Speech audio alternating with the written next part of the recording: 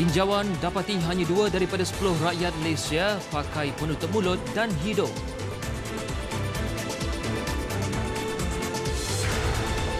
QPAX minta bank tangguh bayaran balik pinjaman kepada mereka yang terkesan COVID-19.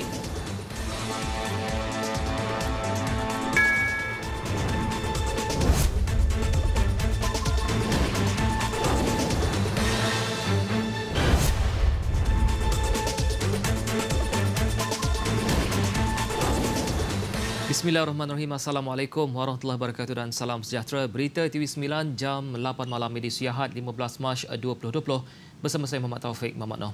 Baiklah, kita terus ke perkembangan utama. Berbanding isu harga penutup hidung dan mulut yang didakwa tinggi, tinjauan oleh wartawan kami, Izzati Rizan mendapati keadaan sebaliknya. Di beberapa kawasan tumpuan di Ibu Negara, hanya 2/10 orang memakai penutup hidung dan mulut. Sama ada kerana harganya atau atas sebab lain, pendedahan ini amat mengejutkan kami.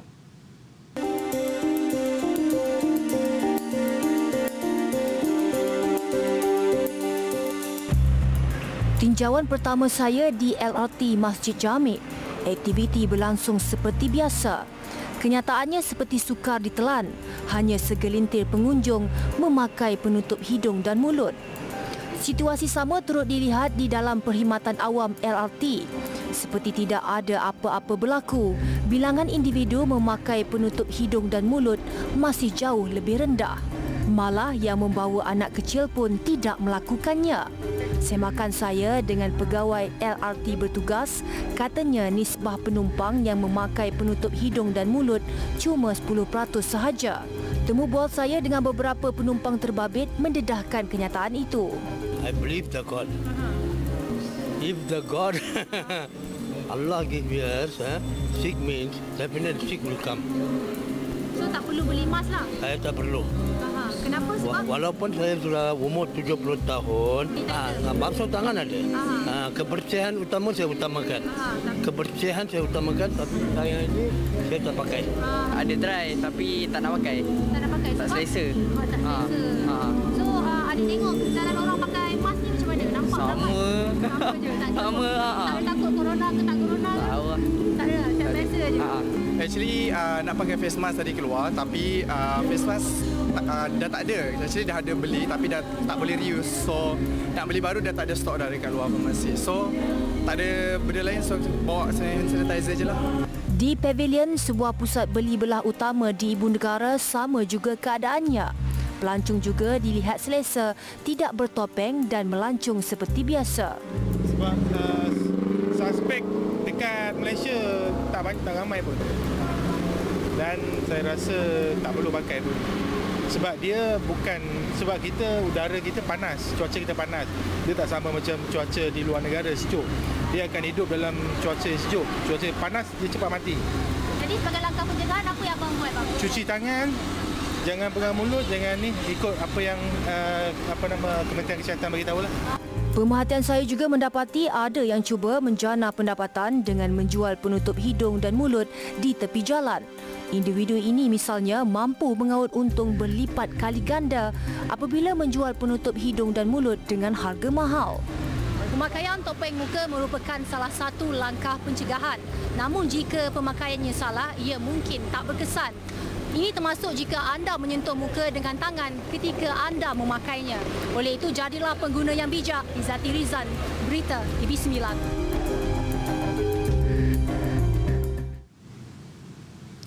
Masalah kekurangan bekalan penutup hidung dan mulut serta pencuci tangan pembasmi kuman berikutan penularan jangkitan COVID-19 akan dibincangkan pada mesyuarat Kabinet Rabu ini. Perkembangan itu dimaklumkan sendiri oleh Timbalan Menteri Perdagangan Dalam Negeri dan Hal Ehwal Pengguna Datuk Rasul Wahid. Datuk Rasul turut memberi amaran bahawa tindakan tegas akan diambil kepada mana-mana pihak yang sengaja menyembunyikan stok penutup mulut dan hidung serta pencuci tangan pembasmi kuman dengan tujuan menaikkan harga jualan. Semalam, Menteri KPDN-HCP Dato' Alexander Nathalinggi berkata, kerajaan bersedia untuk tidak mengeksport penutup hidung dan mulut ke luar negara, jadi ia sedikit sebanyak akan memastikan barangan itu mencukupi di negara ini.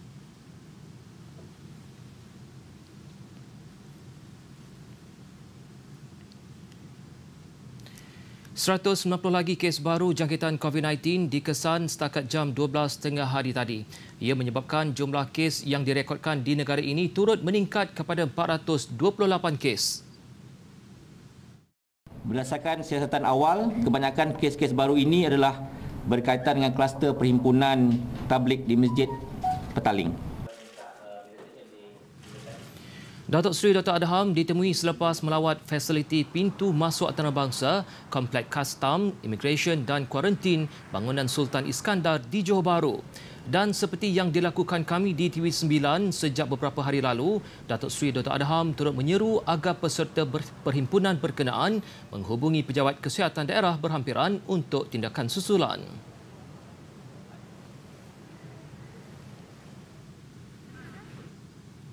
Kongres Kesatuan Pekerja-Pekerja dalam Perkhidmatan Awam QPEX memohon institusi bank untuk menangguhkan bayaran balik pinjaman serta membuat penstrukturan semula pinjaman bagi mereka yang terkesan dengan COVID-19. Ia berikutan ramai kaki tangan yang diberi notis cuti tanpa gaji serta kehilangan pendapatan akibat wabak berkenaan. Presidennya Adnan Mat dalam satu kenyataan berkata, QPEX menerima banyak keluhan pekerja yang hilang pendapatan sementara setelah diberi notis cuti tanpa gaji sekaligus menyukarkan mereka untuk membuat pembayaran pinjaman masing-masing. Justeru beliau menyeru bank menangguhkan bayaran balik pinjaman serta membuat penstrukturan semula pinjaman sehingga wabak itu selesai. Di pihak kerajaan pula, QPEX turut memohon inisiatif yang perlu diambil bagi membantu semua penjawat awam yang bertugas di pintu masuk negara dan tempat awam. QPEX juga mengemukakan cadangan kemudahan cuti kuarantin kepada penjawat awam atau ibu bapa yang terjejas akibat jangkitan dengan menyenaraikan COVID-19 sebagai penyakit berjangkit. Hal yang demikian membolehkan pegawai berkenaan diberi cuti kuarantin sebagaimana yang digariskan Pekeliling Perkhidmatan Bilangan 11 tahun 2016. Madrasatul Quran Kubang Bojok di Serada Kuala Terengganu ditutup selama 14 hari bermula semalam. Difahamkan seramai 330 pelajar di madrasah itu dikuarantinkan sehingga 28 Mac 2020. Setakat ini masih belum ada kenyataan rasmi daripada Pengarah Kesihatan Negeri Terengganu berhubung perkara itu. Tinjauan di madrasah mendapati beberapa kenderaan pejabat kesihatan ke madrasah berkenaan. Jabatan Kesihatan Daerah Terengganu dan juga pihak polis turut mengawal pintu utama, manakala pemantauan dilakukan secara berterusan.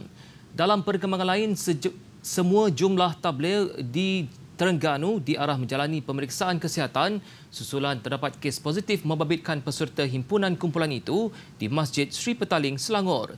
Pesuruhjaya Jabatan Hal Ehwal Agama Terengganu, Mat Azmi Arsyad berkata, pihaknya menerima arahan supaya setiap jemaah tabligh melakukan ujian saringan kesihatan di klinik atau hospital terdekat.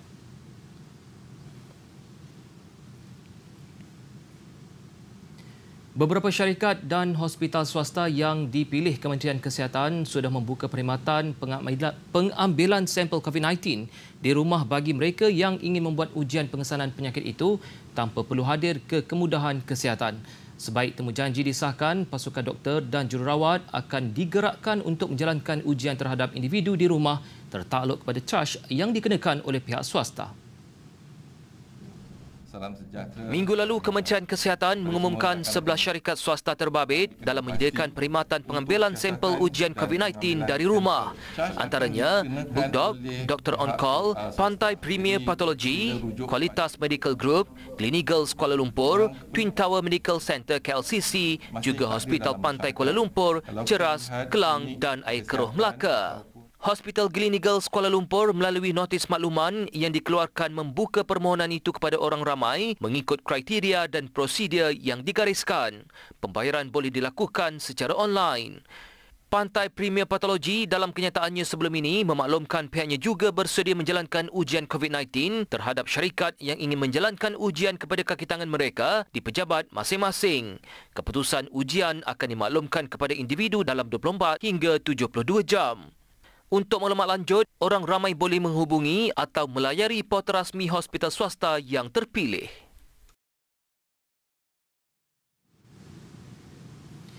Wisma Putra mengesahkan sedang melakukan persiapan bagi membawa pulang rakyat Malaysia dari Itali dan Iran susulan peningkatan kes jangkitan COVID-19 yang tinggi di kedua-dua negara berkenaan. Menteri Luar Datuk Seri Syamuddin Tun Hussein dalam satu kenyataan berkata, persiapan itu turut melibatkan perwakilan Malaysia di Itali dan Iran dalam memastikan proses membawa mereka pulang lancar. Laporan terakhir menyebut terdapat seramai 323 rakyat Malaysia di Itali dan 55 orang di Iran ketika ini.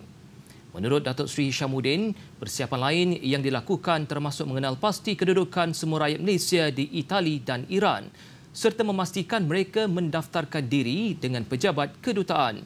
Beliau memberi jaminan bahawa kerajaan termasuk Wisma Putra akan memberikan bantuan yang sebaik-baiknya kepada mereka yang terlibat.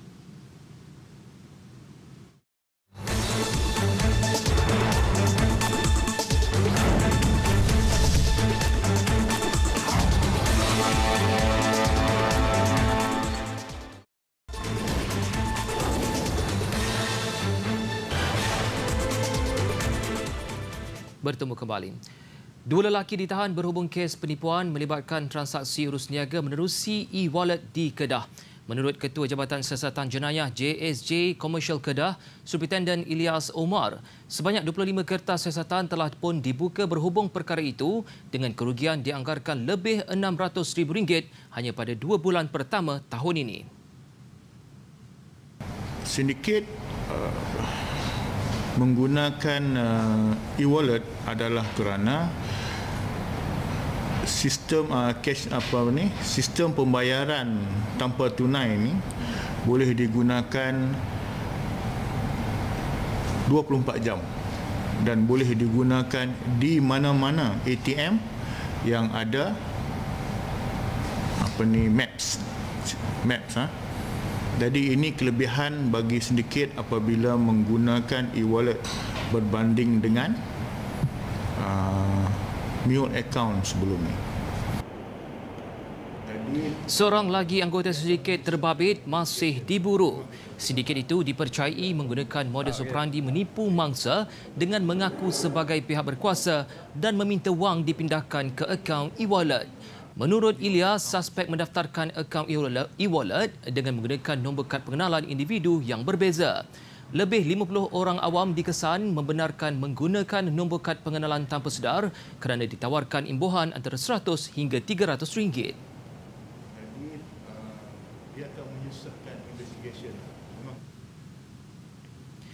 Reman terhadap suspek kes bunuh dan simen abang kandung di Kampung Padang Hassan dekat Alustar, Kedah minggu lalu disambung. Ketua Polis Daerah Kota Star, Asisten Komisioner Muhammad Rozi Jidin berkata, suspek disambung reman hari ini sehingga 22 Mac bagi membantu siasatan mengikut Seksyen 302 Kanun Keseksaan kerana membunuh.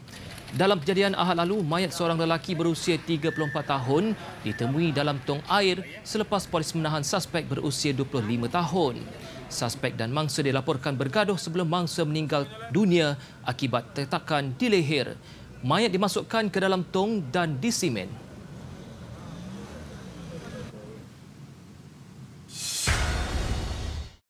Juga di Kedah, ini pula kes bunuh pengasuh yang mayatnya ditemui dalam keadaan tangan serta mulut terikat. Reman ke atas suspek disambung 7 hari lagi sehingga 22 Mac ini.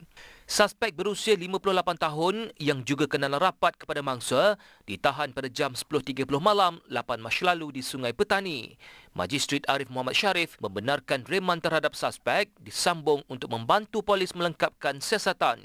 Kes disiasat mengikut Seksyen 302 Kanun Keseksaan.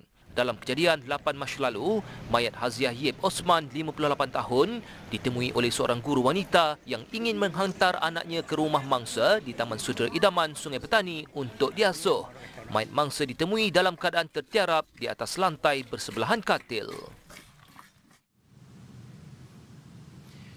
Bekas Menteri Kewangan Lim Guan Eng mengarahkan peguamnya untuk mengambil tindakan terhadap seorang pemimpin pemuda UMNO dan beberapa penyokong Barisan Nasional UMNO dan PAS yang didakwa menyebar berita palsu terhadap beliau dan anaknya.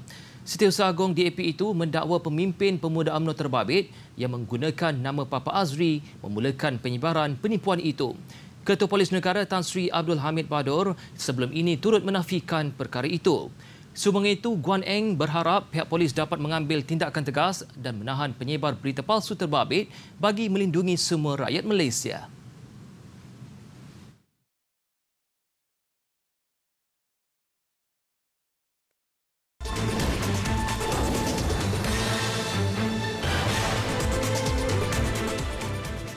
Bertemu kembali. Masjid Al-Aqsa dan Masjid Kubah Mas akan ditutup bagi mengekang penularan wabak COVID-19. Pengarah Masjid Al-Aqsa, Omar Kiswani berkata, pengunjung masih boleh bersolat di bahagian terbuka masjid berkenaan. Keputusan untuk membuka ruang solat di dalam masjid berkenaan akan diberitahu kelak. Setakat ini tiada bantahan dibuat berhubung keputusan ini.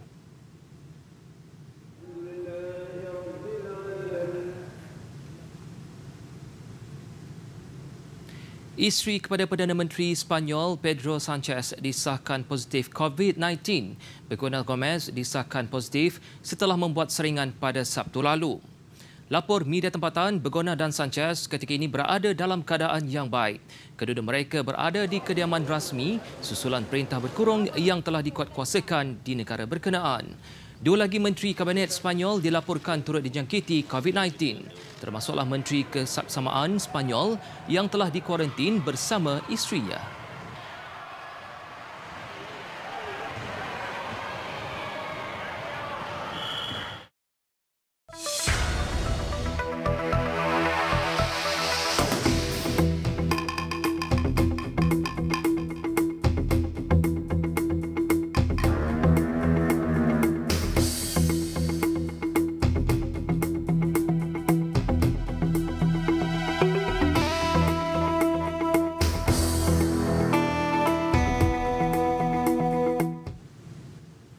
Cristiano Ronaldo menawarkan beberapa hotel miliknya di Portugal untuk dijadikan pusat rawatan wabak COVID-19.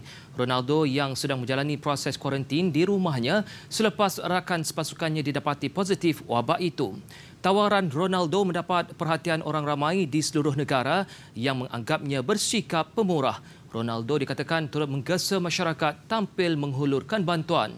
Malah difahamkan kes rawatan COVID-19 dan alaun petugas perubatan yang menjaga pesakit akan ditanggung oleh Ronaldo. Portugal mencatatkan 169 kes COVID-19 di seluruh negara.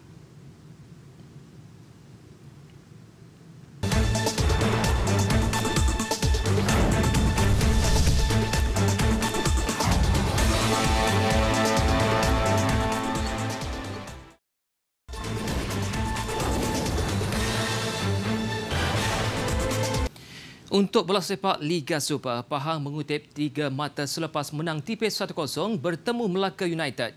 Johor Darul Takzim JDT pula berkongsi mata dengan Felda United selepas diikat seri. Perlawanan antara Perak dan Sabah juga berakhir seri. JDT melayan kunjungan Felda United di Stadium Sultan Ibrahim. Skuad Harimau Selatan mencipta peluang awal namun gagal disempurnakan. Minit ke-21, JDT mendahului selepas hantaran Matthew Davies berjaya disudahkan Syafiq Ahmad. Cubaan Felda United akhirnya membuahkan hasil menerusi Frederick Bullard untuk mengikat kedudukan 1-1. Felda hampir menggandakan jaringan namun percubaan berjaya disekat Farizal Madlias. Minit ke-60, JDT meraih peluang keemasan selepas dihadiahkan sepakan penalti. Bagaimanapun, sepakan Gonzalo Cabrera ditepis keluar penjaga gol Felda, Muhammad Muhaimin Muhammad. Keputusan 1-1 kekal hingga whistle penamat.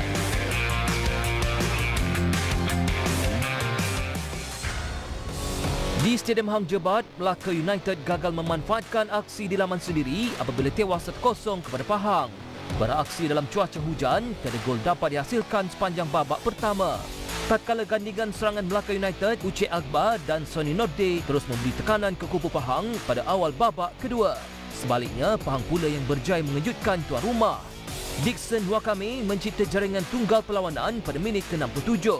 Kemenangan 1-0 jelas menceriakan Pahang untuk melonjakkan kedudukan ke tangga keempat Liga hasil 2 kemenangan berturut-turut.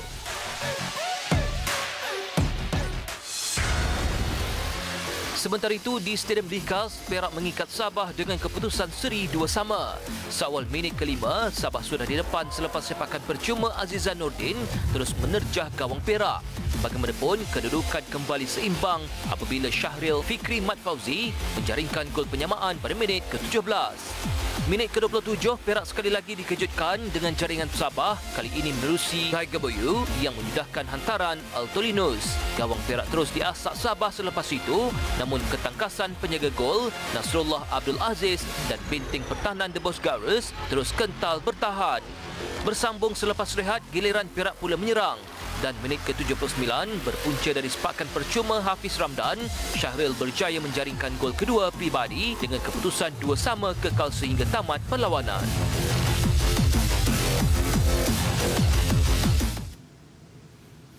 Baiklah, laporan sukan itu tadi mengakhiri berita TV9 malam ini. Sebagai penutup, saksikan proses membuat kasut menggunakan kulit ayam di Bandung, Indonesia. Saya Muhammad Taufik Mamanoh. Assalamualaikum dan selamat malam.